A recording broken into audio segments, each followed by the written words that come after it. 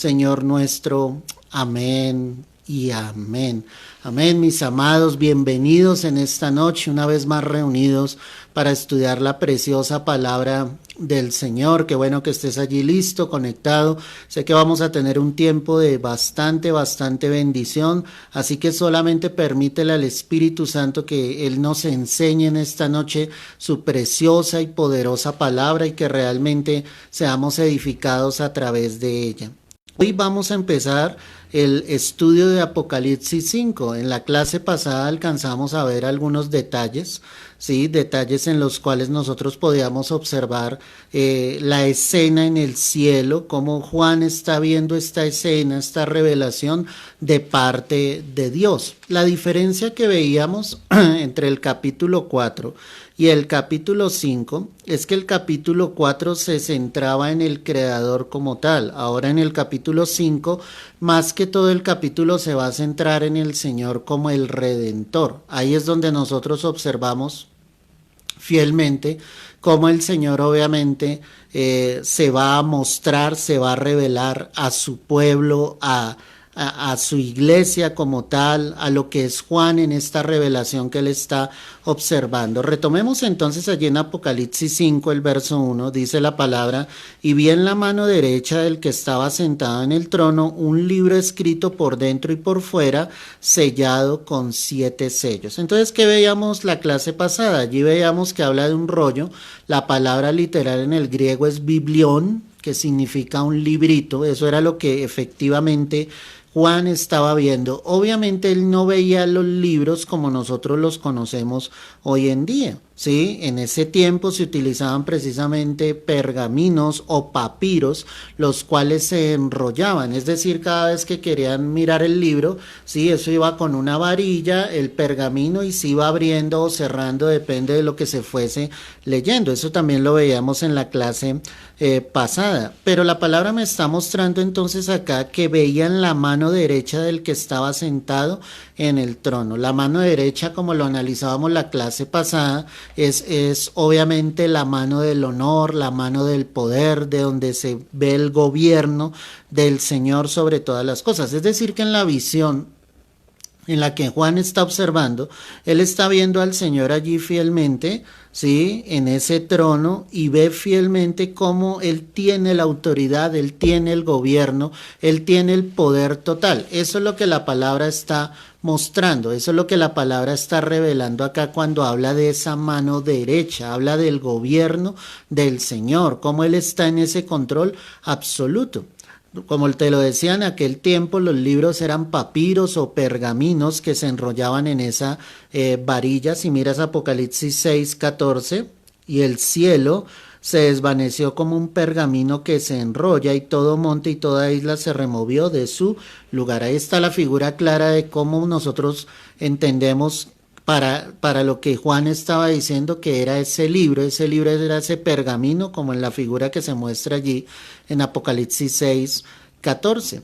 La curioso de esto es que por lo general los libros o los rollos eran escritos solamente por un lado. La palabra me está diciendo acá, vuelve a 5:1, Apocalipsis 5, verso 1, y vi en la mano derecha del que estaba sentado en el trono un libro escrito. Este libro tiene la curiosidad de que está escrito tanto por dentro como por fuera, ¿ok?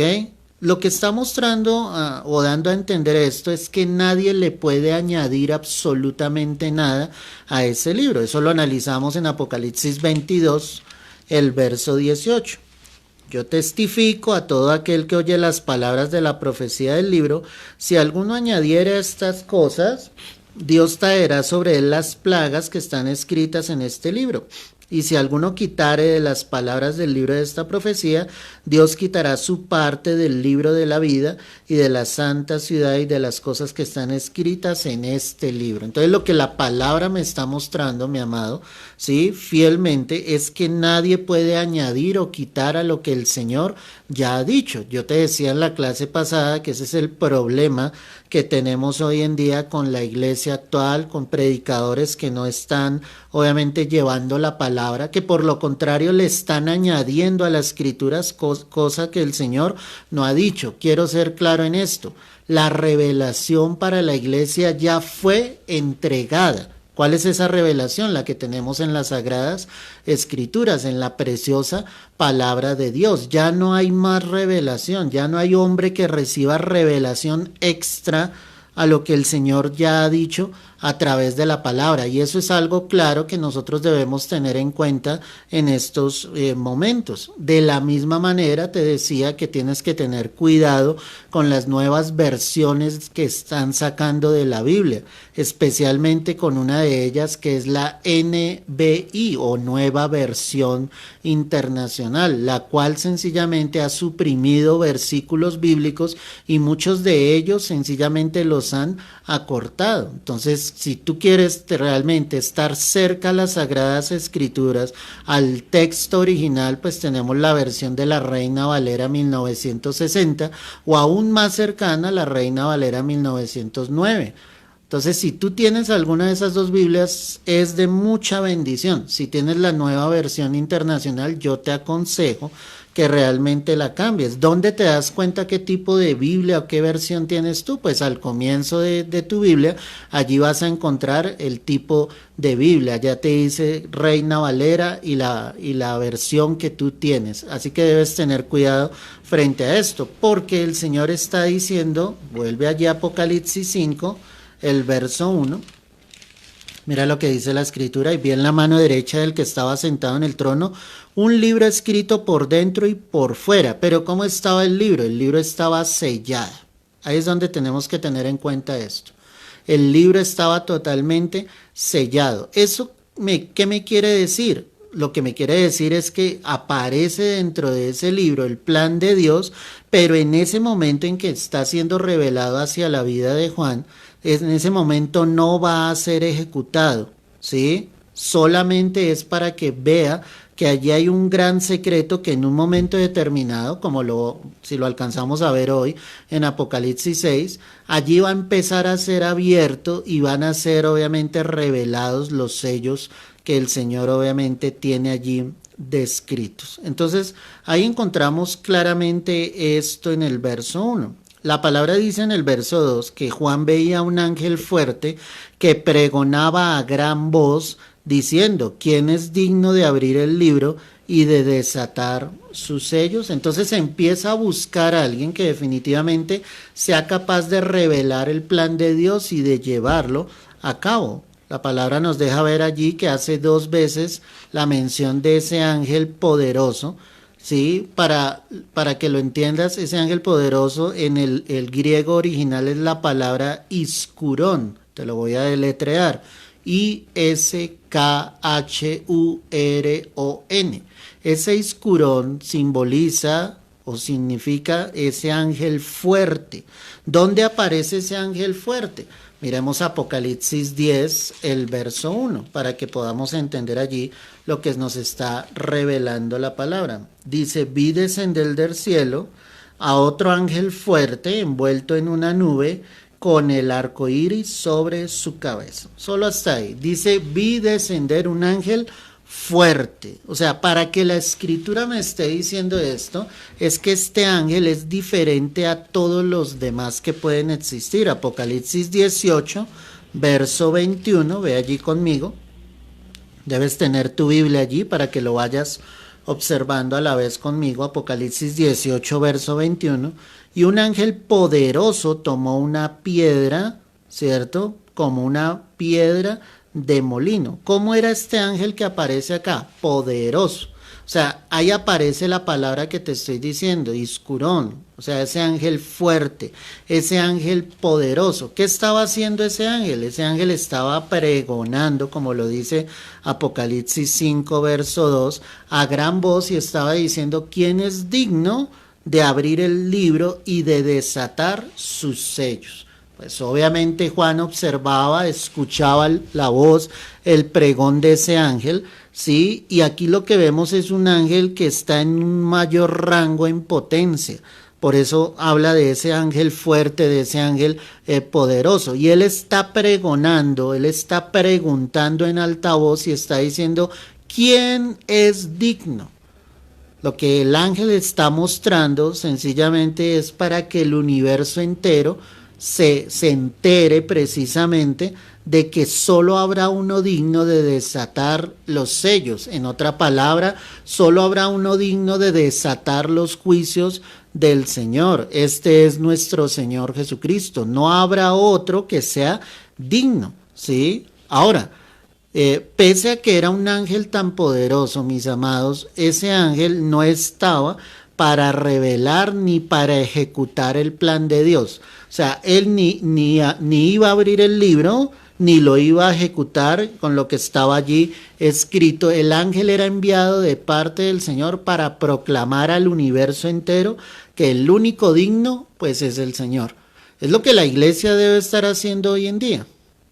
Proclamar que Jesús es el único digno, que toda la gloria, toda la honra, todo el honor sea para Él. Cuando yo te digo que sea para Él es porque Él es el mediador entre Dios y los hombres, y el que ha recibido a Jesús, iglesia, pues tiene al Espíritu Santo. Es decir, que cuando tú alabas a nuestro Señor Jesucristo, alabas al Padre, alabas al Espíritu Santo, los alabas a los tres, los exaltas, les das loor a los tres. Eso es lo que nosotros tenemos que hacer y la palabra está mostrando fielmente esto. Ahora, él dice o pregunta quién es digno. En otras palabras, lo que él está diciendo es quién está capacitado realmente para que sencillamente se abra el libro. Nosotros veíamos un texto bastante importante, quiero que lo mires, primer libro o primera carta a Timoteo, el capítulo 2, el verso 5, quiero que vayas allí conmigo, primer carta del apóstol Pablo a Timoteo, el capítulo 2, el verso 5. Mira lo que dice la escritura, porque hay un solo Dios, ¿cierto? Y un solo mediador entre Dios y los hombres. ¿Cuál es ese Dios?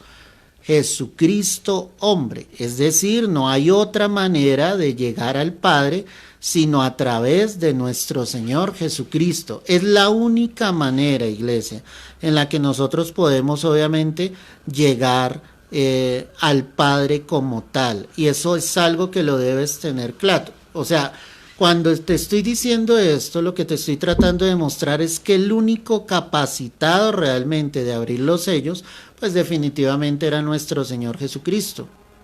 No podía haber otro, sino solamente Él. Él era el único que realmente podría ser digno y seguirá siendo digno de abrir, obviamente, el libro del cual estamos hablando acá en la palabra. Quiero que regreses entonces a Apocalipsis capítulo 5 y miremos el verso 2 nuevamente para que analicemos allí el contexto general. ¿Dónde está Juan? Juan en este momento está en el cielo. Él está recibiendo esta revelación de parte de Dios, donde ve a uno que está sentado en el trono, donde ve obviamente la autoridad de este que está allí, ¿sí? Ve el libro, ¿sí? Que está escrito por dentro y por fuera, y en ese momento es cuando aparece el ángel precisamente tratando de mostrar o de decir quién es el que será digno precisamente de abrir el libro, ¿sí? Con sus sellos y desatar sus sellos. Ahora, mira el verso 3, y ninguno ni en el cielo, ¿cierto? Ni en la tierra, ni debajo de la tierra, podía abrir el libro ni aún mirarlo. ¿Qué me está mostrando la escritura acá? Pues obviamente la palabra está mostrando que no hay nadie quien pudiese obviamente abrir el libro, solamente el Señor. Quiero que mires la carta del apóstol Pablo a los Romanos, el capítulo 11, verso 33.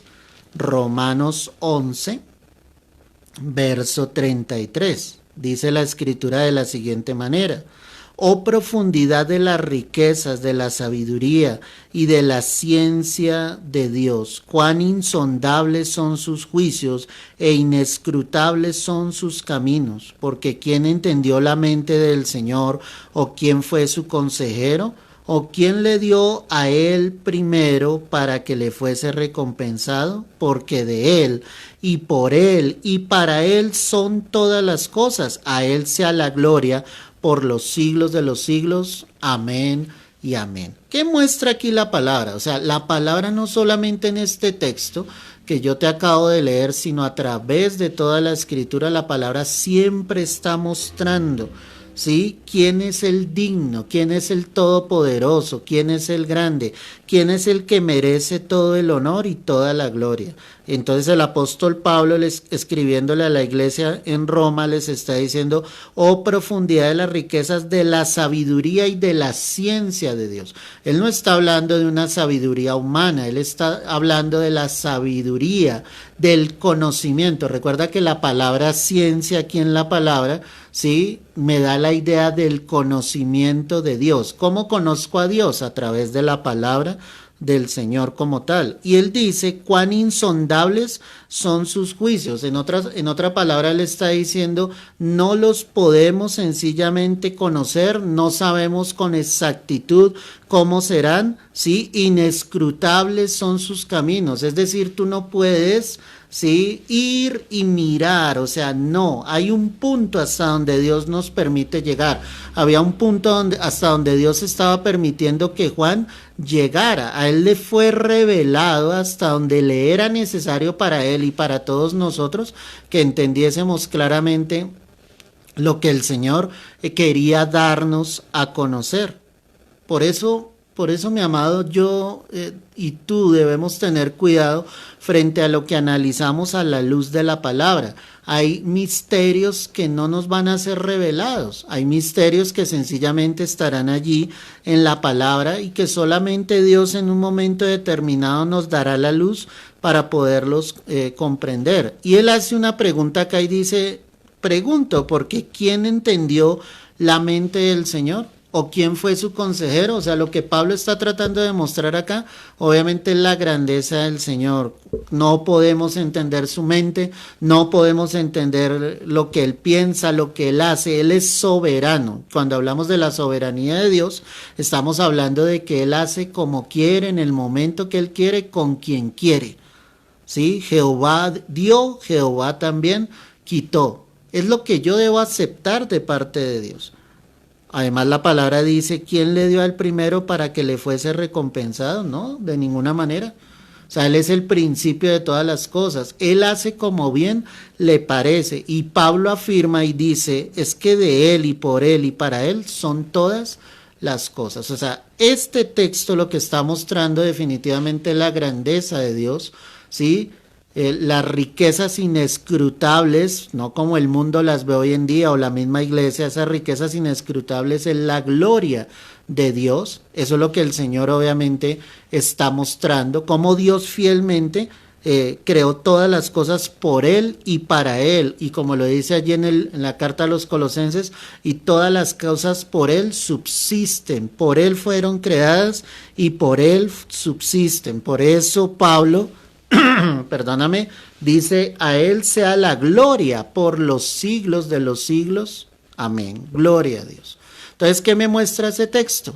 ¿Quién es el único digno? ¿Quién es el único santo? ¿Quién es el único poderoso? Quiero que regreses, perdóname, Apocalipsis 5, el verso 4. Entonces, retomemos desde el 3. Y ninguno, ni en el cielo, ni en la tierra, ni debajo de la tierra, podía abrir el libro ni aún mirarlo, porque el único digno, ¿quién era? El Señor.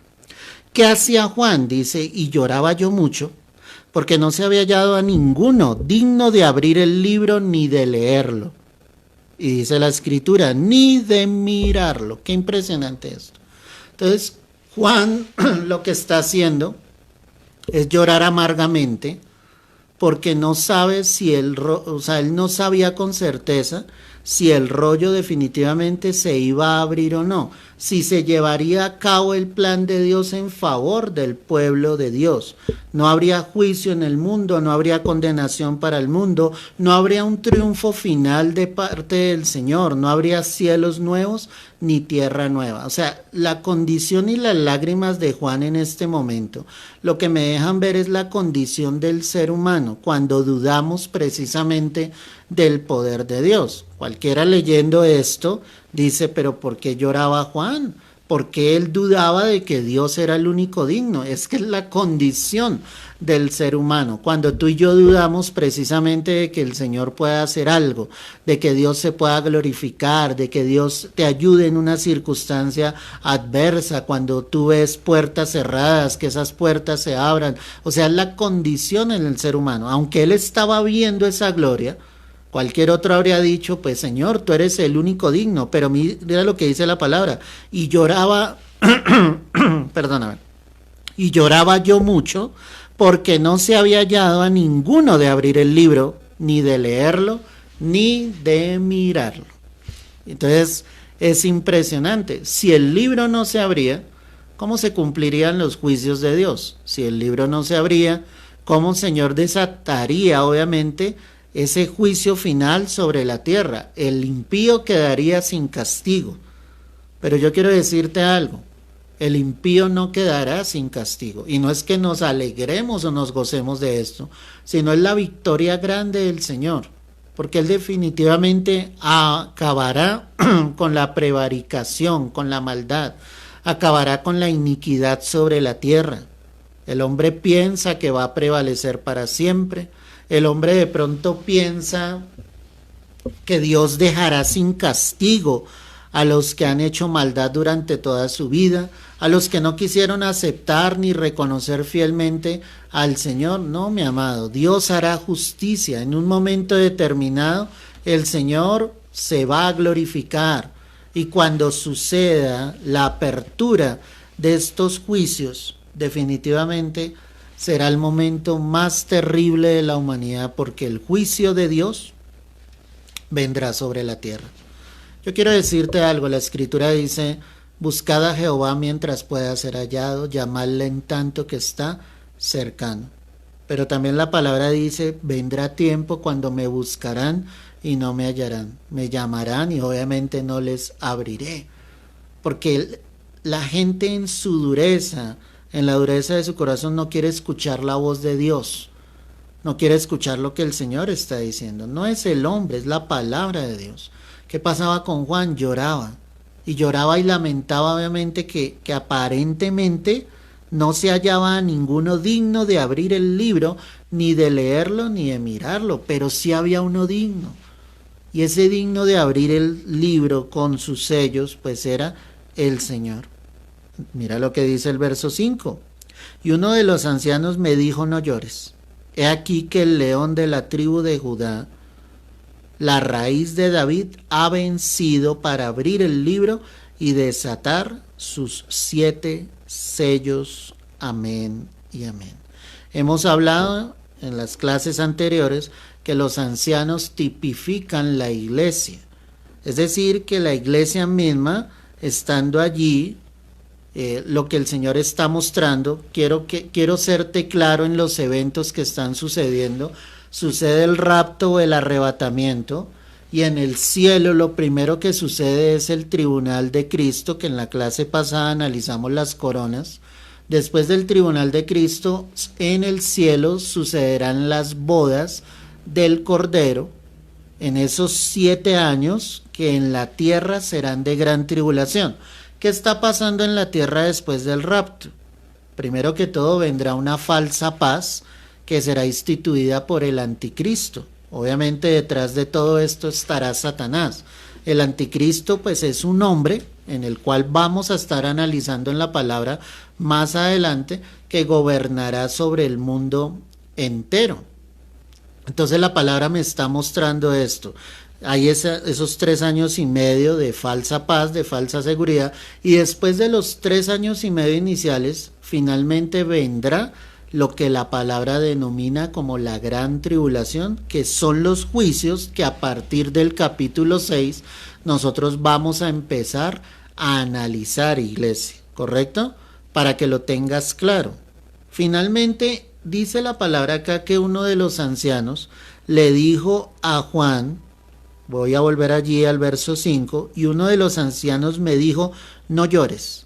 He aquí el león de la tribu de Judá, la raíz de David, ha vencido para abrir el libro y desatar sus 7 sellos.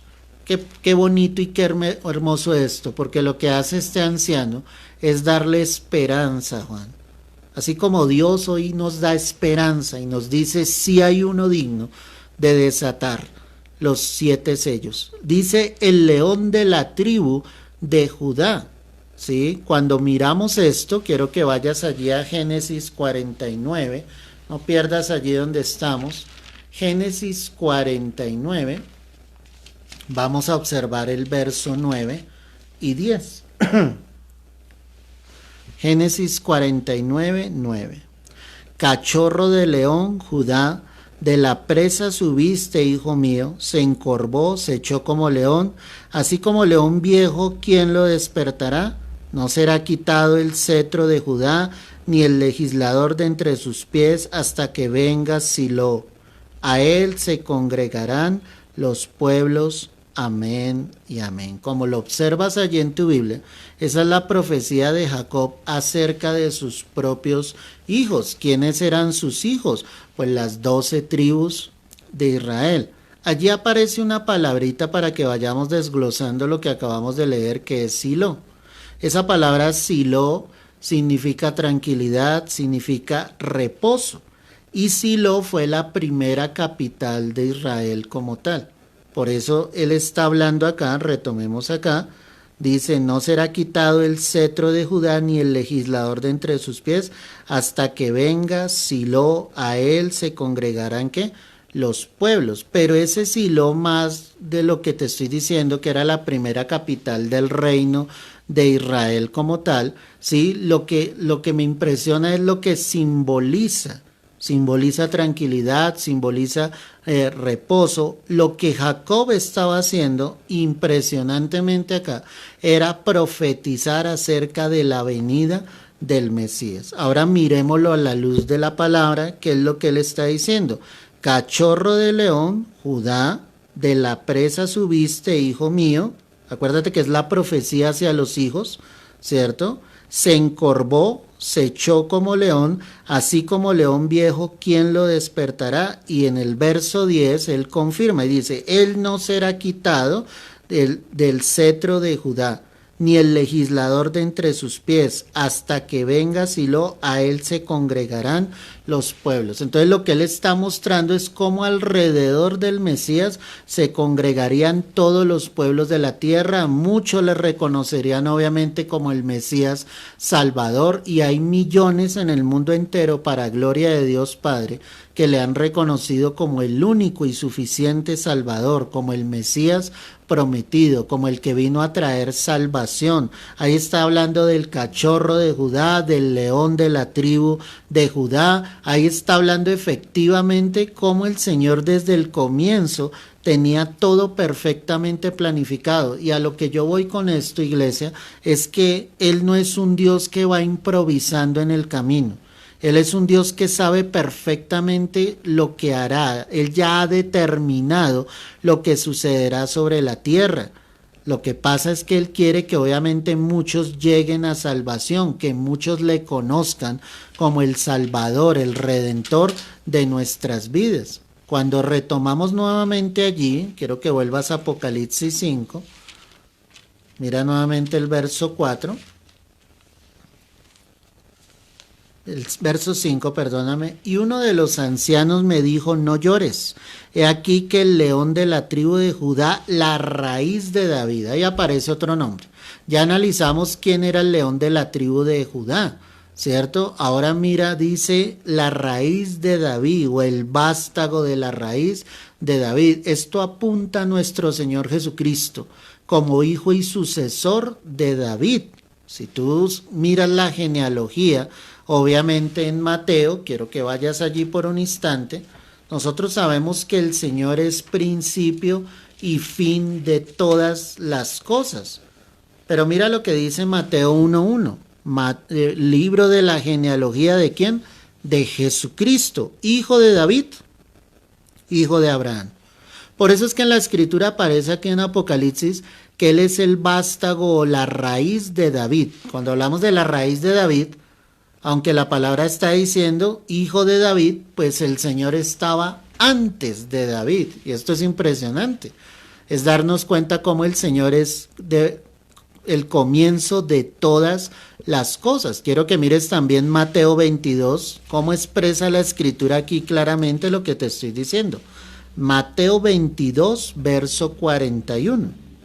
Y estando juntos los fariseos, Jesús les preguntó diciendo, ¿qué pensáis del Cristo? ¿De quién es hijo? Le dijeron, ¿de quién? De David. Él les dijo, pues como David en el Espíritu le llama Señor, diciendo, dijo el Señor a mi Señor, siéntate a mi derecha hasta que ponga a tus enemigos por estrado de tus pies. Pues si David le llama Señor, ¿cómo es su hijo? Mira lo que el Señor les preguntaba. Y nadie le podía responder palabra, ni osó alguno desde aquel día preguntarle más. O sea, el Señor les decía, ¿cómo es que si Jesús o el Mesías o el Cristo es el hijo de David, cómo es posible que David mismo le llamara Señor? Pues es posible, iglesia, porque el Señor efectivamente es antes, Él es el principio de todas las cosas. Por eso Apocalipsis vuelve allí. Mira toda la unidad de la palabra de Dios. Siempre te enfoco esto porque es darnos cuenta la luz, la sabiduría que efectivamente el Señor nos entrega a través de todo lo que nos está diciendo. Apocalipsis 5, verso 5, dice aquí el león de la tribu de Judá, la raíz de David.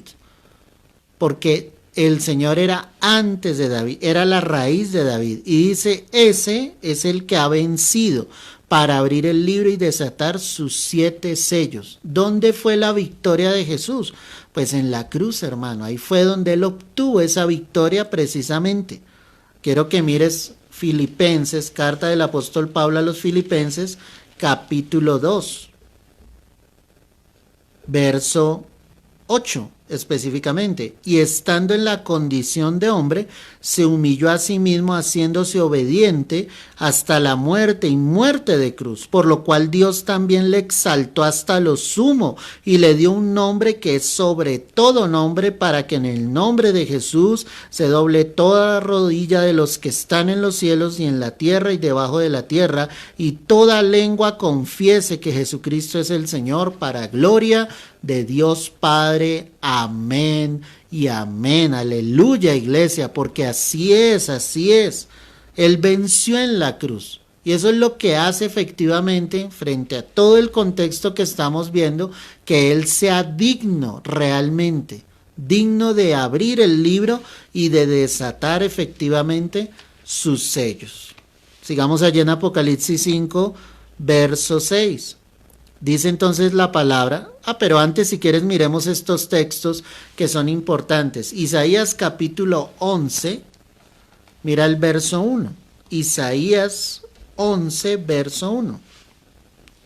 Saldrá una vara del tronco de Isaí y un vástago retoñará de sus raíces. Y el verso 2 dice, y reposará sobre él el espíritu de Jehová, espíritu de sabiduría y de inteligencia, de consejo, de poder, de conocimiento y de temor de Jehová. Aquí el profeta Isaías precisamente estaba hablando acerca del Señor, profetizando al Mesías, y dice, saldrá una vara del tronco de Isaí. Isaí era el papá de David. Y dice, y un vástago retoñará de sus raíces, pero era una palabra profética específicamente acerca de nuestro Señor Jesucristo. Es que la palabra es impresionante, como desde antes obviamente se estaba hablando y estaba el Señor profetizando a través de sus siervos sobre el Mesías verdadero. Isaías 11, verso 10, acontecerá en aquel tiempo que la raíz de Isaí, la cual estará puesta por pendón a los pueblos, será buscada por las gentes y su habitación será gloriosa. ¿De quién está hablando el profeta Isaías? De Jesucristo nuevamente. ¿Qué está diciendo acerca de él? Dice que en ese tiempo, ¿sí?, que la raíz de Isaí, ¿quién es la raíz de Isaí? Pues nuestro Señor Jesucristo. Ahora si tú te das cuenta, la palabra está diciendo la cual estará puesta por pendón, como una bandera, como un estandarte en alto a los pueblos de la tierra, para que los pueblos de la tierra vengan a Jesús. Y dice que su habitación será gloriosa. Obviamente está hablando de cuando la gente, el mundo, cada persona decide venir a los pies de Cristo, y pues está obviamente el Señor en los cielos, porque la promesa fiel del Señor es que Él nos entregará la herencia de la vida eterna. Jesús dijo claramente: no te hagas tesoro en la tierra donde la polilla y el orín destruyen o te corrompen. Debes hacerte tesoro en el cielo, donde la polilla y el orín no pueden llegar. Aquí es lo que el Señor está diciendo sucedería, y por eso te estaba diciendo, hay millones en el mundo entero que han llegado a los pies de Jesucristo, y llegarán millones en estos últimos tiempos. Pese a la dureza del corazón, Dios quebrantará corazones, los traerá a sus pies, para que definitivamente haya una humanidad que pueda llegar a la gloria de Dios. Isaías 53, verso 2, mira lo que dice la palabra. Ve allí conmigo. Isaías 53, 2. Subirá cual renuevo delante de él, y como raíz de tierra seca no hay parecer en él, ni hermosura le veremos, mas inatractivo para que le deseemos. Nuevamente Isaías está profetizando lo que sucedería con nuestro Señor Jesucristo, lo que pasaría con él en la cruz. Dice que subiría cual renuevo, no habría parecer en él ni hermosura, porque obviamente sabemos todo lo que Cristo sufrió al llegar a la cruz, cómo le golpearon, cómo le abofetearon. La misma palabra en Isaías habla fielmente de que le mesaron la barba. Ese mesar la barba es que le jalaron la barba literalmente. Yo me imagino la rabia de los fariseos al ver a Jesús allí, y lo que ellos estaban haciendo era desahogarse. Le golpearon, le dieron de bofetadas, como lo dice Hechos de los Apóstoles. Era algo terrible lo que estaba sucediendo con el Señor. Colocaron esa corona de espinas sobre su cabeza, abrieron sus manos con los clavos, sus pies, le enterraron la lanza en su costado, le golpearon la espalda con el castigo máximo de la ley romana. Fueron 39 latigazos los que Jesús recibió de una manera cruel, donde cada latigazo llevaba en la punta de los lazos lo que eran huesos, partes de huesos, que cada vez que caían en la espalda del Señor, cada latigazo, lo que hacía ese hueso era incrustarse en la espalda del Señor y sacarle la carne literalmente. Eso fue lo que pasó. Por eso Isaías está aquí diciendo: le veremos sin hermosura. Y ahorita más adelante vamos a ver una palabrita que es inmolado. Ese inmolado es precisamente que conserva las cicatrices como señales precisamente de todo lo que Jesús evidenció allá en la cruz, porque esto no es algo histórico, no es una leyenda, no es una fábula, es algo real lo que el Señor nos está diciendo a través de su preciosa palabra. Entonces este texto de Isaías 53:2 es impresionante. Dice: le veremos más inatractivo para que le deseemos. Cuando él dice para que le deseemos, es para que tú te des cuenta todo lo que Cristo Jesús hizo por ti y por mí. Todo lo que el Señor finalmente logró por nosotros en la cruz. O sea, ganar nuestra salvación no fue una obra sencilla. Pero cada vez que yo pienso en esto, le deseo, le anhelo, quiero caminar con Él, quiero buscar su presencia, quiero estar atento a lo que el Señor me está enseñando en la palabra, no lo desecho, no lo tengo en poco. Qué bueno que tú que me estás escuchando en esta noche, anheles estudiar la palabra, porque muchos se cansan del estudio de la palabra, pero cuando tú logras estudiar la palabra y recorremos toda la escritura y buscamos un texto, otro, y le damos la concordancia con lo que estamos hablando, tú te das cuenta de lo preciosa que es la escritura, de lo que el Señor tiene realmente para nosotros. Mira Romanos, carta a los Romanos capítulo 15, verso 12, dice la palabra, y otra vez dice Isaías, estará la raíz de Isaí, haciendo referencia a Cristo nuevamente. ¿Quién era Isaí? El padre de David, pero aquí la palabra me está diciendo la raíz de Isaí, es decir, Jesús es antes que el mismo Isaí, que el mismo David, y el que se levantará a regir los gentiles, que dice la palabra, esperarán en él. Sé que obviamente tú que me estás escuchando no perteneces al pueblo judío, es decir, éramos gentiles. Cuando la palabra hace referencia a los gentiles, está haciendo referencia a los demás pueblos de la tierra, al que no es judío. Ese es el contexto en el que está hablando. Y dice la palabra preciosamente a través del apóstol Pablo, él está diciendo los gentiles esperarán en él. ¿Esperarán en qué? Nuestra redención, nuestra salvación. Eso es lo que la iglesia está esperando hoy en día. Eso es lo que nosotros los creyentes estamos esperando, que Cristo venga entre las nubes y nos arrebate y nos lleve para estar siempre con el Señor. Muchos nos tildarán de locos, muchos no creerán a esta palabra, pero Cristo sí va a venir, y muy pronto, iglesia. Cristo va a venir por sus redimidos. Cristo va a venir por sus escogidos. Tú solo tienes que estar firme, preparándote y, como dice la palabra acá, esperando en Él. Gloria a Dios. Todo esto era para mostrarte quién era la raíz de David, de la cual hablaba el anciano acá en Apocalipsis 5, verso 5. Entonces retomemos allí nuevamente. Y uno de los ancianos me dijo, no llores. Eso se lo dijo a Juan. He aquí que el león de la tribu de Judá, nuestro Señor Jesucristo, la raíz de David, nuestro Señor Jesucristo, ha vencido. ¿Dónde venció Cristo? En la cruz, para abrir el libro y desatar sus 7 sellos. Nuevamente te repito, sí había uno digno, sí hay uno digno de abrir el libro y de desatar los sellos, y ese es nuestro Señor Jesucristo. Él traerá juicio sobre la tierra. Hoy Jesús es tu abogado. Pero un día, ese mismo abogado que es Cristo Jesús se convertirá en el juez. Prefiero que Él sea mi abogado a que llegue a ser mi juez. Pero tú tienes que tomar la decisión fielmente. Tienes que creer fielmente que Él está allí brindándote la oportunidad de caminar con Él, de seguir a su lado. El verso 6 dice entonces lo siguiente.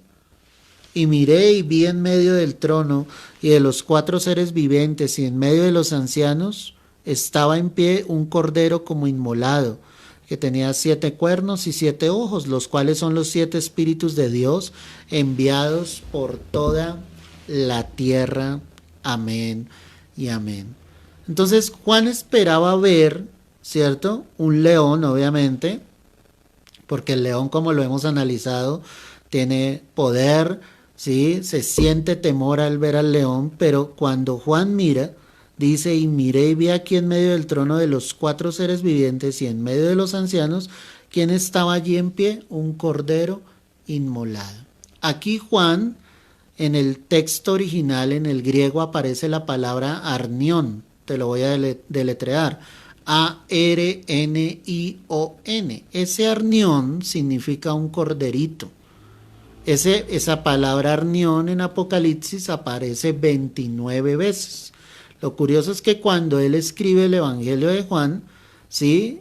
Cuando digamos allí Juan el Bautista vio a Jesús y dijo claramente, aquí el Cordero de Dios que quita el pecado del mundo, no aparece la palabra arnión, sino aparece la palabra apnos. Y ese apnos, te lo deletreo, A-M-N-O-S, ese apnos significa cordero. Pero en Apocalipsis Juan siempre se refiere al Señor, al decir que Él es el cordero, como ese corderito. O sea, lo que quiero que veas es la ternura con la que el mismo Señor le lleva a hablar de sí mismo. Y ahí es donde nosotros vemos el amor de Dios, obviamente, por todos nosotros. Él espera ver un león, pero se encuentra con un pequeño corderito. Pero lo interesante acá es que ese cordero está en pie. Si yo miro nuevamente Isaías, quiero que vayas allá al capítulo 53, mira lo que dice acá la escritura. Isaías capítulo 53, y observemos el verso, ya te digo, Isaías 53 exactamente, verso 4, dice, ciertamente llevó él nuestras enfermedades y sufrió nuestros dolores y nosotros le tuvimos por azotado, por herido de Dios y abatido. Mas él herido fue por nuestras rebeliones, molido por nuestros pecados, el castigo de nuestra paz fue sobre él y por su llaga fuimos nosotros curados.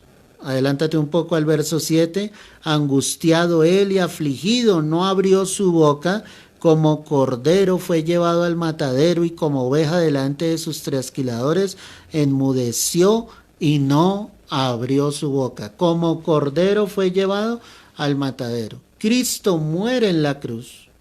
Pero ¿qué está viendo Juan acá en esa revelación de Apocalipsis? ¿Cómo estaba el cordero? El cordero estaba en pie. Aleluya. Porque Cristo resucitó. Porque la muerte no le pudo retener. ¿Cuántos dicen amén a eso? Gloria al Señor.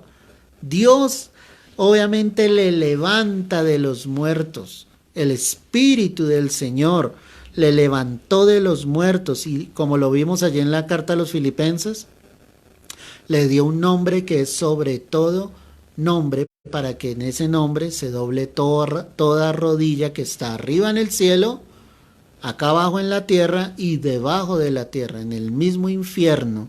Tendrán que doblar su rodilla y reconocer que Jesús efectivamente sí era el Señor. Ese cordero estaba en pie, pero la palabra dice que también obviamente estaba inmolado. Cuando hablamos de ese cordero, primeramente, estamos hablando de mansedumbre, estamos hablando de humildad, estamos hablando de inocencia, pero también de pureza. Ese animal fue escogido por Dios para el sacrificio en el Antiguo Testamento, allí en la ley o en la parte del Levítico. Pero cuando vemos esto nos damos cuenta que Él tomó el lugar para que nosotros pudiésemos ser perdonados por Dios. Cuando en el Antiguo Testamento el tabernáculo y era ofrecido ese cordero, la sangre del cordero una vez al año por el sumo sacerdote, la palabra me dice que Dios expiaba los pecados del pueblo. Para que entiendas el término espiar con X, espiar, lo que significa es que el Padre pasaba por alto el pecado del pueblo. Es decir, la sangre era derramada sobre el propiciatorio, que era la tapa del arca del testimonio o la tapa del arca del pacto, y allí llegaba el sumo sacerdote y rociaba la sangre de ese cordero, y lo que hacía el Padre era expiar, pasar por alto el pecado del pueblo. Por eso es que Dios necesitaba un cordero perfecto, no para pasar por alto el pecado del pueblo, sino para perdonar efectivamente el pecado. Y el único cordero que fue capaz, pues era el Cordero de Dios, Jesús mismo, Jesús encarnado, Jesús hecho hombre. Mira por un momento Isaías capítulo 9, el verso 6. Isaías 9, verso 6. Porque un niño nos es nacido, hijo nos es dado. Aquí lo que está mostrando la palabra es la doble naturaleza de Jesús. ¿Qué está diciendo? Un niño nos es nacido. Está mostrando la parte humana de Jesús, pero dice un hijo nos es dado, porque era el Hijo de Dios. Es decir, que Jesús, estando acá en la tierra, nunca, escúchame bien, nunca dejó de ser Dios. Él fue 100% Dios, pero a la vez era 100% hombre. Y allí en el contexto, pues da algunos de los nombres de nuestro Señor Jesucristo. Es algo muy hermoso lo que el Señor obviamente nos está hablando en esta hora. Ahí estaba el Cordero. Es que yo quiero que tú imagines la escena. Juan está allí y ve al Cordero, pero ese Cordero está en pie. Ese Cordero efectivamente no está muerto, fue llevado al matadero, pero sencillamente no murió, sino volvió y resucitó. O sea, murió y resucitó de entre los muertos. Y está en el cielo. Y a Él se le ha dado ese poder. A Él se le ha dado precisamente esa autoridad como tal al Señor. Jesús es león y cordero a la vez. Un león, iglesia, al vencer al diablo y llevar cautiva la cautividad. Efesios capítulo 4, verso 8. Mira lo que dice la escritura. Efesios 4, verso 8. Por lo cual dice, subiendo a lo alto, llevó cautiva la cautividad y dio dones a los hombres, y eso de que subió, que es sino que también había descendido primero a las partes más bajas de la tierra. El que descendió es el mismo que también subió por encima de todos los cielos para llenarlo todo. Aquí la palabra está mostrando fielmente cómo venció al diablo, porque es que Satanás creía que él le vencía en la cruz, ¿ok? Que él lo mataba allí en la cruz, pero lo que jamás Satanás llegó a imaginar es que él iba a resucitar. Y por eso dice aquí la palabra, subiendo a lo alto llevó cautiva la cautividad. ¿Cuál era esa cautividad? Hacia el pecado, hacia el temor a la muerte. Pero Cristo, al vencer en la cruz, pues ya no hay temor para la muerte para los que han creído en Él. Ya no estamos cautivos o esclavos del pecado. Ya vivimos plenamente para Cristo. Y obviamente en esos 3 días donde Él estuvo muerto, la palabra me está dejando ver acá que Él descendió a las partes más bajas de la tierra, al infierno mismo, para dar testimonio de que efectivamente Él era el Rey, el Mesías, el Salvador prometido. Eso ya lo analizamos en otra clase, no nos podemos meter allí porque obviamente es un tema de mucha lectura y obviamente explicación, pero para que lo tengas en cuenta, la palabra misma nos lo está mostrando, no estamos hablando cosas en nuestras fuerzas. Entonces, es un cordero sin pronunciar palabra, manso, que es lo que acabamos de ver a través de la escritura, que es algo hermoso. Juan entonces ve al cordero que está en pie, y como te lo digo, pues es ver al Señor obviamente resucitado, es ver fielmente al Señor que Él fue levantado de los muertos, que no quedó en la tumba para siempre. Quiero que regreses nuevamente allí a Apocalipsis 5, verso 6, estamos analizando, y miré y vi en medio del trono de los 4 seres vivientes, en medio de los ancianos, estaba en pie un cordero como inmolado. Te repito lo que te dije hace unos momentos. ¿Qué significa inmolado? Lo que quiere decir efectivamente es que Él conserva las cicatrices que fueron marcadas sobre su cuerpo. ¿Por qué las conserva? Porque esto apuntan precisamente señales para una función sacerdotal, intercesora permanente. Es decir, cada vez que el Hijo de Dios peca, le falla a Dios, Juan dice en una de sus cartas, si hubiéramos pecado, abogado tenemos para con el Padre, a Jesucristo el justo. Es decir, Jesús intercede constantemente por nosotros. Lo que te acabo de decir es que lo que hace el Hijo es mostrar las señales al Padre y decirle, Padre, yo morí por ellos, perdónales. Porque quiero decirte esto, no hay hombre que no peque. Eso lo dijo el rey Salomón cuando estaba orando para entregar el templo, la presencia de Dios viniera sobre él, y es algo cierto. O sea, el hecho de que tú conozcas del Señor no quiere decir que no peques. Pecas menos, es diferente, y debes pecar cada día menos. Pero desafortunadamente nosotros pecamos de una u otra manera. pecas cuando la ira viene sobre ti, pecas cuando hablas palabras que no son correctas, cuando dudas de Dios, pecas cuando dejas de orar o sencillamente, como dice la palabra, el que sabe hacer lo bueno y no lo hace, ¿qué pasa? Le es contado por pecado. De nada te sirve saber lo que dice la Escritura si no lo colocas en práctica, ahí estás pecando. Entonces todos los hombres pecamos sobre la faz de la tierra. Todos, absolutamente todos.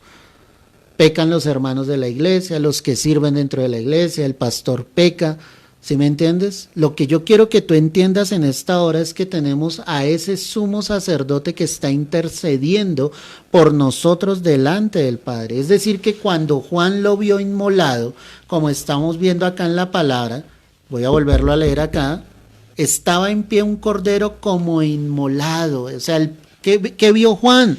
Juan vio las cicatrices, Juan vio la evidencia de lo que Cristo tuvo que vivir en la cruz. Eso es algo glorioso, iglesia. Algo poderoso para que tú pienses, reflexiones en eso. El día en que nosotros lleguemos al cielo también le veremos así.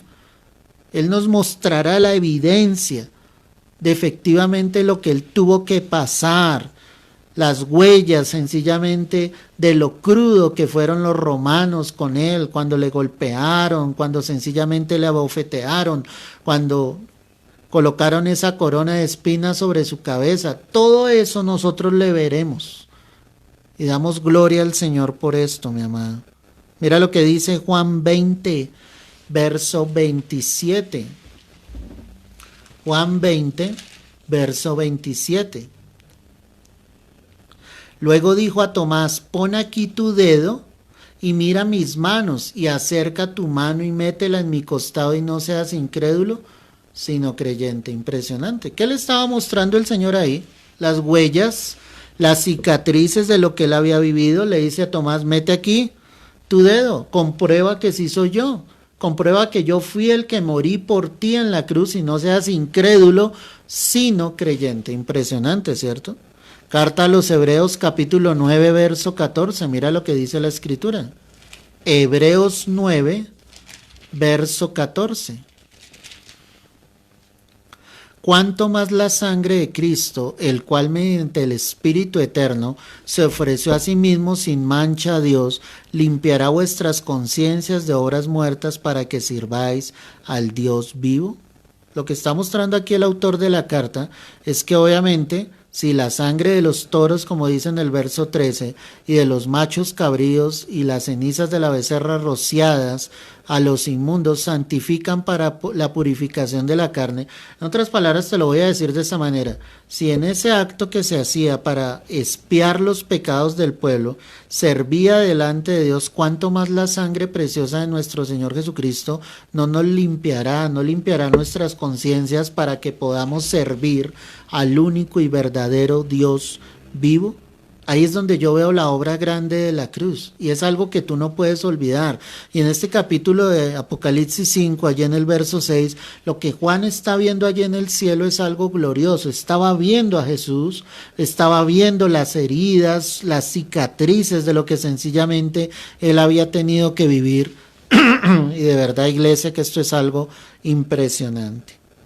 Pero no solo vio esto, dice, volvamos al verso 6, segunda parte. Y en medio de los ancianos estaba en pie un cordero como inmolado, que tenía 7 cuernos y 7 ojos.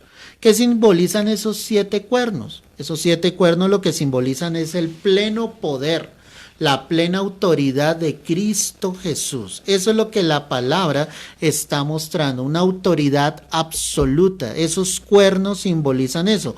¿Cuántos cuernos eran? 7. Recuerda que es la manera en que él está describiendo lo que él está obviamente evidenciando, lo que está viendo. Quiero que mires el Salmo 75, el verso 4, para que analicemos aquí lo que dice la palabra. Salmo 75, verso 4.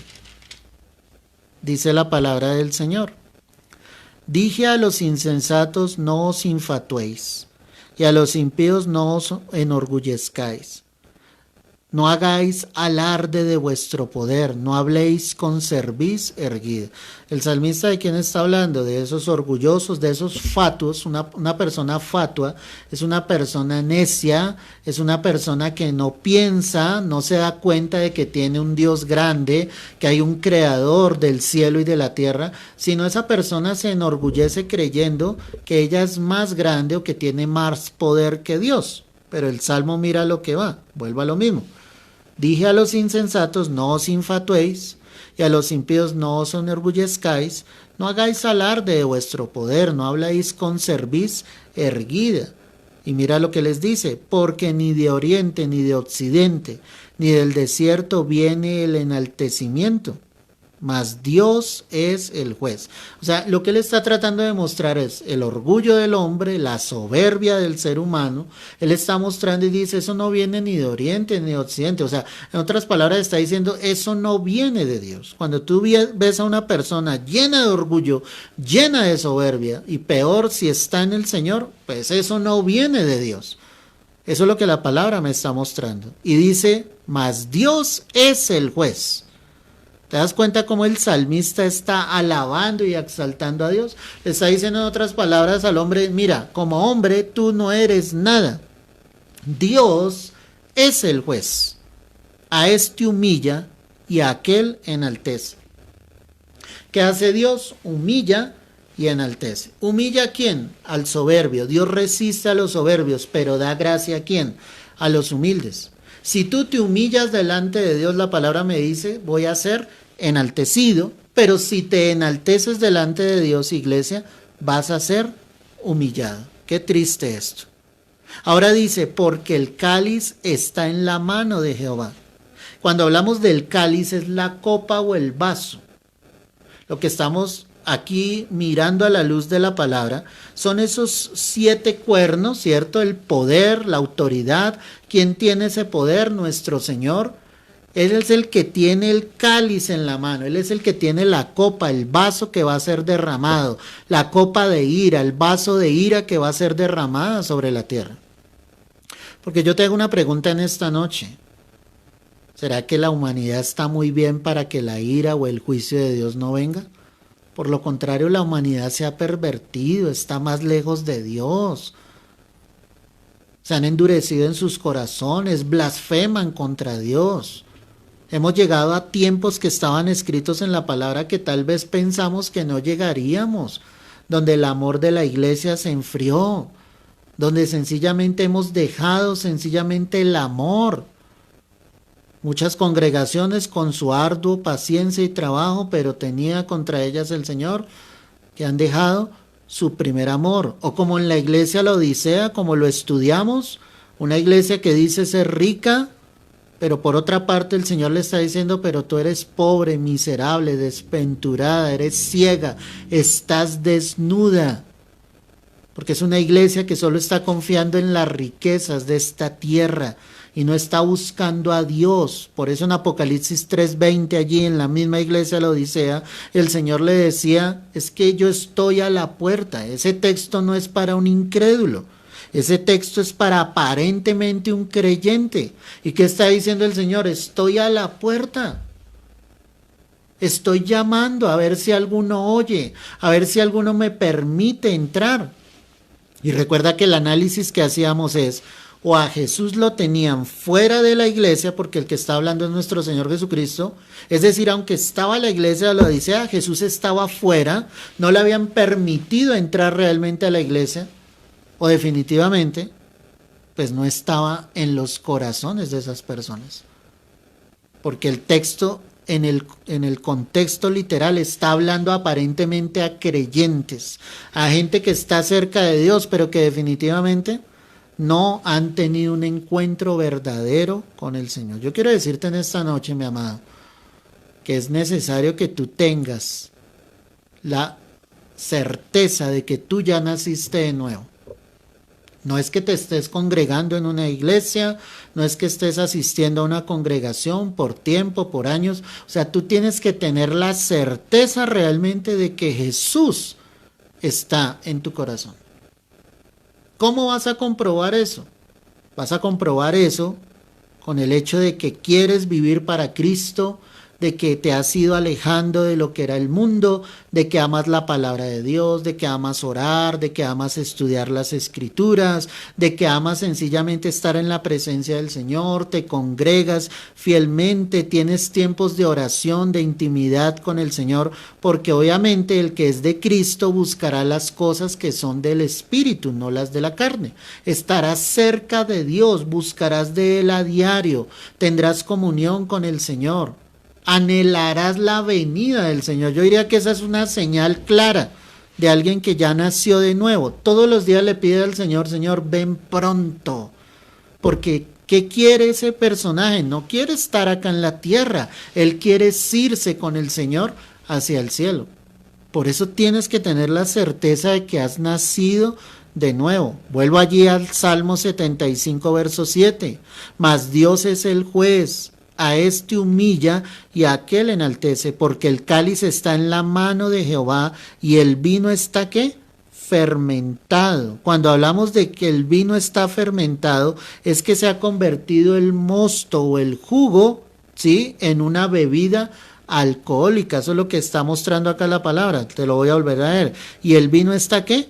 Fermentado. ¿Qué hace el licor ya cuando está fermentado? ¿Qué hace el vino cuando ya está fermentado? Embriaga. Y lo que el Señor está mostrando acá es que obviamente, como lo decía la Escritura, Él decía, no os embriaguéis con vino, en lo cual hay disolución. Por lo contrario, el Señor llama al pueblo y le dice que nos embriaguemos obviamente de su Santo Espíritu, que seamos llenos del Espíritu Santo.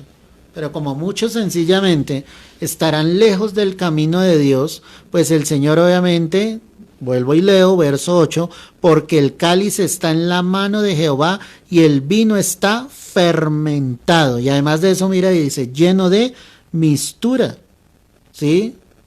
Lo que está mostrando el Señor es que Él va a derramar esa copa, ese cáliz. Esa ira de Dios va a ser derramada sobre la faz de la tierra. Cuando se habla de esa mistura, es la mezcla de varias cosas, y en todo lo que vamos a seguir analizando y estudiando acá en Apocalipsis, pues nos vamos a dar cuenta efectivamente cómo el Señor traerá sus juicios. Habrá la mezcla absolutamente de todo. Los cielos se conmoverán, la tierra será destruida con fuego, con granizo. O sea, la copa de la ira de Dios va a ser derramada sobre la faz de la tierra.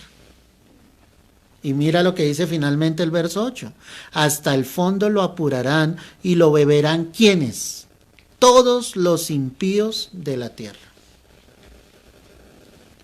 El impío, el pecador, el que se complació en su pecado, el que no quiso aceptar a Cristo Jesús, ese es el que beberá la copa, el vino de la copa del furor de la ira de Dios.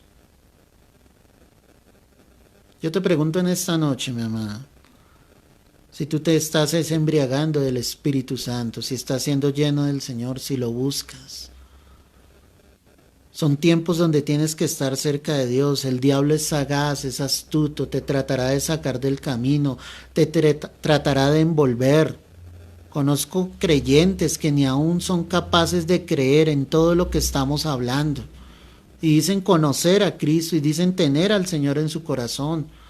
Pero están lejos de Dios, son creyentes que solo quieren ser prosperados en esta tierra, que Dios les dé riquezas, que les permita casarse, tener hijos, y no quiere decir que eso sea malo. Pero lo realmente importante es creer a lo que el Señor ha dicho en su palabra. Y si tú viendo todo lo que estás viendo, definitivamente no crees que Cristo está a las puertas. El mismo libro de Apocalipsis muestra cómo la dureza de los corazones de muchos no les permitía ver, obviamente, que el Señor estaba obrando y que estaba haciendo precisamente todas estas cosas. Quiero que leas Apocalipsis 9, verso 20. Mira lo que dice la palabra. Y los otros hombres que no fueron muertos con estas plagas, ni aun así se arrepintieron de las obras de sus manos, ni dejaron de adorar a los demonios y a las imágenes de oro, de plata, de bronce, de piedra, de madera, las cuales no pueden ver, ni oír, ni andar. y no se arrepintieron de sus homicidios, ni de sus hechicerías, ni de su fornicación, ni de sus hurtos. Aquí ya están sucediendo los juicios de Dios, pero la palabra me está diciendo que pese a que habían venido esos juicios, ni aún así fueron capaces de arrepentirse. Qué dureza del corazón. Hoy Dios está advirtiendo. Hoy Dios está dando una oportunidad de salvación, una oportunidad de que muchos más vengan a sus pies. Pero cada uno decidirá si sencillamente quiere creer o querrás sencillamente vivir esa copa que será derramada, el cáliz que será derramado sobre los impíos, como lo leímos allí en el Salmo 75. Sigue aquí leyendo conmigo entonces.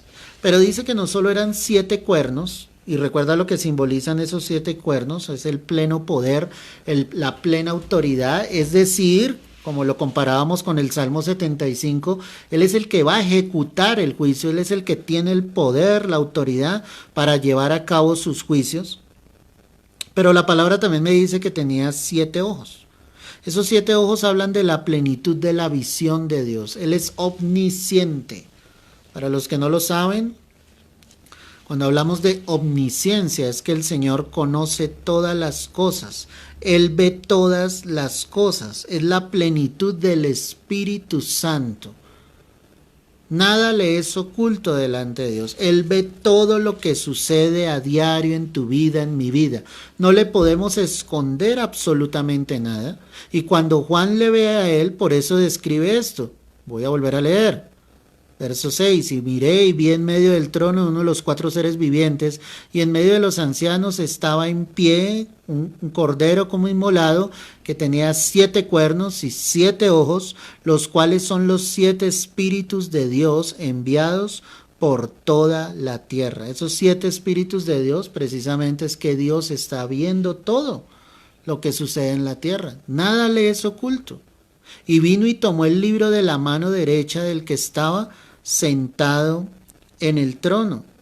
Cristo es coronado como vencedor. Eso es lo que estamos viendo acá. Cómo el Señor es exaltado, cómo Dios ha sido glorificado. Ya vimos allí Filipenses 2, pero miremos carta a los Hebreos, capítulo 2, verso 8. Ya estamos terminando esta noche. Vamos a terminar el capítulo 5. Hebreos 2, verso 8. Dice la Escritura: todo lo sujetaste bajo sus pies, porque en cuanto le sujetó todas las cosas, nada dejó que no sea sujeto a él. Están haciendo referencia a nuestro Señor Jesucristo. Pero todavía no vemos que todas las cosas le sean sujetas. Pero vemos a aquel que fue hecho un poco menor que los ángeles. ¿A quién? La palabra es clara: a Jesús, coronado de gloria y de honra a causa del padecimiento de la muerte, para que por la gracia de Dios gustase la muerte por todos. Eso de gustar la muerte por todos es como si todos hubiésemos muerto. Cristo muere, toma nuestro lugar. Cristo es coronado realmente como vencedor. La palabra está mostrando acá cómo el Padre sujetó a Él todas las cosas. Lucas 19, verso 12, mira lo que dice la Escritura. Ve allí conmigo, Lucas 19, verso 12. Dijo pues, un hombre noble se fue a un país lejano para recibir un reino, ¿y qué? Y volver. En esta parábola de las 10 minas, Jesús estaba hablando de sí mismo. Dice, un hombre noble, cuando habla de un hombre noble es un rey, se fue a un país lejano. Pues imagínate, del cielo a la tierra. El Señor desciende del cielo, toma forma, encarna en un hombre, ¿sí? Que era Jesús, y dice, se fue a un país lejano para recibir un reino y volver. ¿Dónde recibe ese reino? En la cruz. Cuando Cristo muere en la cruz, vence. Ahí está venciendo el Señor. ¿Y a dónde volvió? Al cielo. Hermoso, ¿cierto? Tremendo lo que es la palabra del Señor. Mira también Salmo 110. Salmo 110. Mira lo que dice acá la Escritura. Jehová dijo a mi Señor. ¿Quién escribe el Salmo? Primero que todo miremos acá. David. Jehová dijo a mi Señor, siéntate a mi diestra, hasta que ponga a tus enemigos por estrado de tus pies. Lo que está mostrando acá la palabra es, el Padre le dijo al Hijo, siéntate ¿dónde? A mi diestra, hasta que ponga a tus enemigos por estrado de tus pies. Jehová enviará desde Sión la vara de tu poder. Domina en medio de tus enemigos. Tu pueblo se te ofrecerá voluntariamente en el día de tu poder, en la hermosura de la santidad. Desde el seno de la aurora tienes tú el rocío de tu juventud. Juró Jehová y no se arrepentirá. Tú eres sacerdote, ¿qué dice ahí la palabra? Para siempre, según el orden de Melquisedec. ¿Quién es sacerdote para siempre? El Señor Jesucristo. El Señor está donde, nuevamente repite, a tu diestra, quebrantará a los reyes en el día de su ira. ¿Cuáles reyes? Los reyes de esta tierra. En el día de su ira, ¿en qué momento? En la gran tribulación. Juzgará entre las naciones, las llenará de cadáveres, porque eso es lo que pasará en la tierra. La tierra se llenará de cadáveres a causa de los juicios de Dios. Millones y millones morirán día tras día en cada uno de esos juicios. Quebrantará las cabezas en muchas tierras, del arroyo beberá en el camino, por lo cual levantará la cabeza. Amén y amén. Qué preciosa es la palabra, definitivamente. ¿Qué está mostrando aquí el Señor? Que Cristo es coronado como vencedor. Eso era lo que Juan estaba observando acá. Vuelve allí nuevamente Apocalipsis 5, porque él está viendo esa visión gloriosa y dice en el verso 7, y vino y tomó el libro de la mano derecha del que estaba sentado en el trono. ¿Quién tomó el libro? Nuestro Señor Jesucristo. ¿Quién estaba sentado en el trono? El Padre como tal. Y cuando hubo tomado el libro, los 4 seres vivientes, dice aquí la palabra, y los 24 ancianos se postraron delante del Cordero. Todos tenían arpas y copas de oro llenas de incienso, que son las oraciones de los santos. Ya sabemos quiénes son los 4 seres vivientes, ya sabemos quiénes son los 24 ancianos que tipifican la iglesia como tal, pero mira lo que dice acá, todos ellos tenían arpas, copas de oro llenas de incienso, y la misma escritura me da luz. Esas copas de oro llenas de incienso son las oraciones de ¿quiénes? De los santos. ¿A quién denomina la palabra como santos? A la iglesia, a los redimidos, a los que han sido salvos por el Cordero de Dios. Aquí hay una vez más la confirmación de quiénes son los 24 ancianos. Eso es lo que la palabra está mostrando, y cómo Juan estaba viendo esto, obviamente, allí en el cielo. Mira Apocalipsis 8, verso 3. Apocalipsis 8, verso 3. Dice la palabra del Señor. Otro ángel vino entonces y se paró ante el altar con un incensario de oro, y se le dio mucho incienso para añadirlo a las oraciones de todos los santos. O sea, aquí seguimos comprobando que efectivamente los 24 ancianos no pueden ser ángeles, porque aquí la palabra dice, otro ángel vino entonces y se paró ante el altar con un incensario de oro, y se le dio mucho incienso para añadirlo a las oraciones de todos los santos. ¿Quiénes son esos santos? La iglesia, sobre el altar de oro que estaba delante del trono. Y de la mano del ángel subió a la presencia de Dios el humo del incienso con las oraciones de ¿quién? De los santos, con las oraciones de su iglesia. Es un momento glorioso allí en el cielo, donde la iglesia obviamente está dando honor, está dando gloria al Señor, porque ese incienso, que son las oraciones de los santos, han subido a la presencia del Señor. Mira por un momento el Salmo 141, el verso 2. Ya nos quedan 7 minuticos y terminamos. Salmo 141, verso 2. Mira lo que dice la Escritura. Suba mi oración delante de ti como el incienso, el don de mis manos como la ofrenda de la tarde. Ahí estaba diciendo el rey David que mi oración suba a ti como el incienso. Es claro lo que el Señor está hablando acá a través de la palabra. Vuelve allí entonces Apocalipsis y ya estamos terminando. Y cantaban un nuevo cántico diciendo, digno eres de tomar el libro y de abrir sus sellos, porque tú fuiste inmolado y con tu sangre nos has redimido para Dios de todo linaje y lengua y pueblo y nación. Dice que los ancianos, que la iglesia como tal, cantaban un cántico nuevo diciendo, Señor, es que tú eres el único digno de abrir este libro, de abrir sus sellos. Tú fuiste inmolado, tú nos has mostrado que realmente moriste por nosotros en la cruz, con tu sangre, esa sangre que Él derramó en la cruz, nos ha redimido. ¿Qué quiere decir eso? Con esa sangre pagaste el precio, la deuda que teníamos con el Padre. Dice, de todo linaje, lengua, pueblo y nación. Aquí la palabra está mostrando que la salvación es para todo el mundo. Nadie podrá decir en un momento determinado, no pude hallar la salvación, es que nunca me comentaron. Ahí está mostrando la Escritura que la salvación es para la humanidad entera. Y nos has hecho para nuestro Dios reyes y sacerdotes y reinaremos, ¿qué dice acá? Sobre la tierra. Ese reinado sobre la tierra empieza a partir del milenio, que eso lo analizaremos en Apocalipsis capítulo 20 cuando empecemos allí, pero ellos están diciendo, la iglesia, nos has hecho para nuestro Dios reyes y sacerdotes. ¿Dónde está la iglesia en este momento en Apocalipsis 5? Estaría en el cielo, dando honor, dando gloria al Señor, adorándole con este cántico que estamos mirando acá.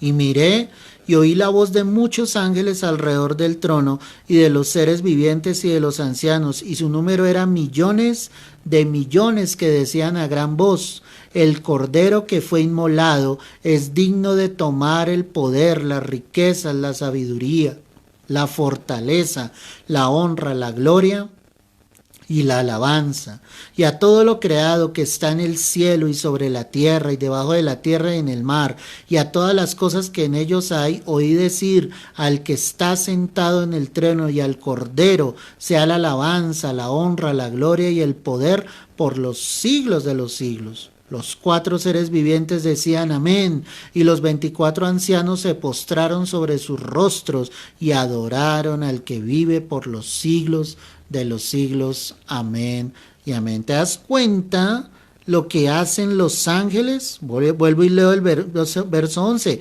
Y miré y oí la voz de ¿qué? De muchos ángeles alrededor del trono, ¿sí? Y de los seres vivientes y de los ancianos. ¿Y cuántos ángeles había? Millones de millones. Y le daban gloria y honra al Señor y decían, el Cordero que fue inmolado, Él es el único digno de tomar el poder, la riqueza, la fortaleza, la sabiduría, la honra, la gloria, la alabanza. Daban honor, esos millones de ángeles. Yo no me imagino esa voz tronante en el cielo de millones de ángeles diciendo que el Señor Jesucristo era el único digno, que al que está sentado en el trono y al Cordero sea la alabanza, la honra y la gloria y el poder por los siglos de los siglos. ¿Y qué hacían los 4 seres vivientes y los 24 ancianos? Decían amén, amén. Que así sea, porque Jesús, iglesia, es el único digno de tomar ese libro y de abrir los sellos. Sellos que vamos a ver el viernes próximo, donde empiezan los juicios de Dios definitivamente sobre esta tierra. Todo este pasaje que hoy analizamos, lo único que nos damos cuenta es que tenemos un rey digno, y eso te lo vengo diciendo al comienzo de esta clase. Jesús es digno de ejecutar ese juicio. Él venció en la cruz. Hay una iglesia que debe estar agradeciendo al Señor, dando gloria y honra a nuestro Señor por todo lo que Él ha hecho. Que este clase en especial te haya hecho reflexionar sobre lo digno, lo hermoso, lo precioso que es el Señor.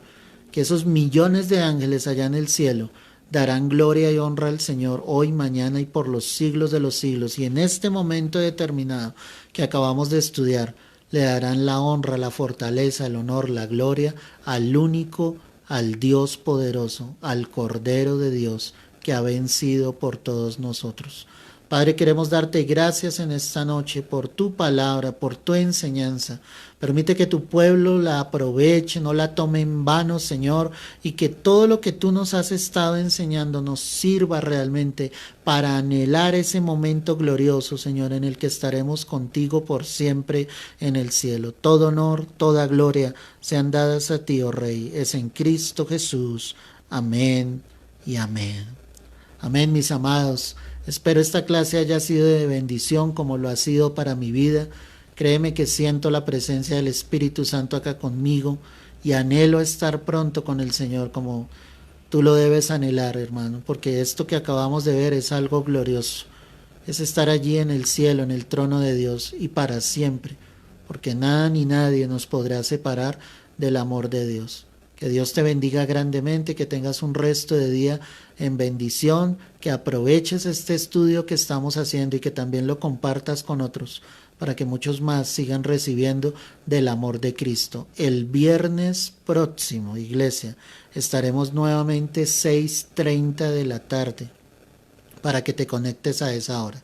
6:30, para que puedas estar allí conectado en vivo y sencillamente poder aprender mucho más de la preciosa palabra de Dios. Dios te bendiga y te guarde, y mañana estaremos confiando en el Señor nuevamente 9 de la mañana para que te conectes recibiendo un mensaje, una enseñanza de parte de Dios como lo hacemos a diario. Dios te guarde y te bendiga, y recuerda, Cristo viene pronto. Solo prepárate como esa virgen sensata. Dios te guarde y te bendiga poderosamente.